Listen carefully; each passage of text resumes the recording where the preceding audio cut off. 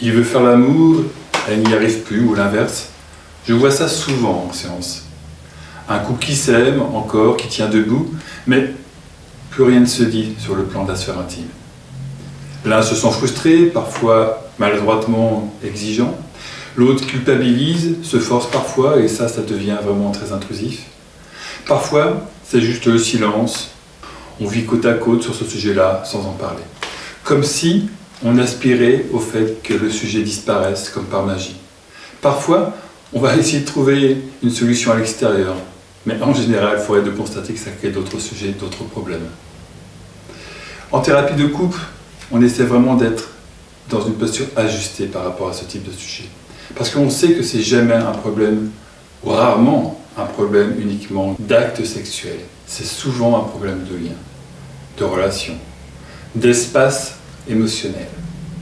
Et bien entendu, on va essayer d'accompagner ça avec finesse, sans enfermer, sans culpabiliser.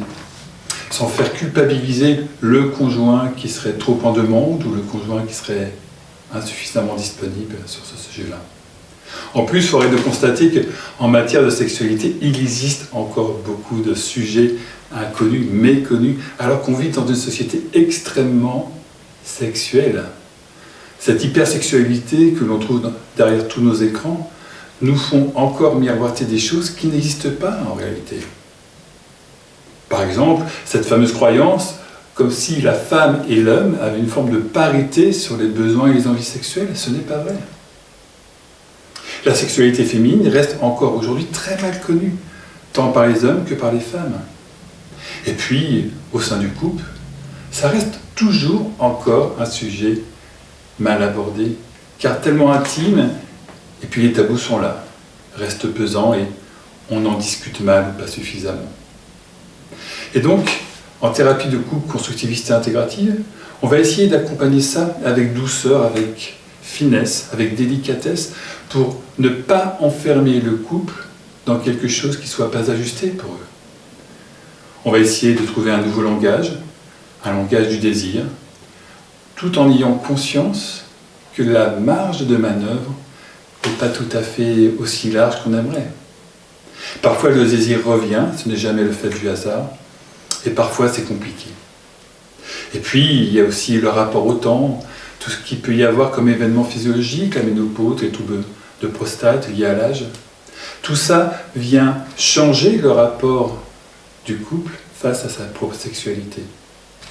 C'est pour ça que la formation en thérapie de couple constructiviste et intégrative intègre vraiment l'expérience du terrain, de situations réelles, pas de théories plaquées, mais des cas cliniques.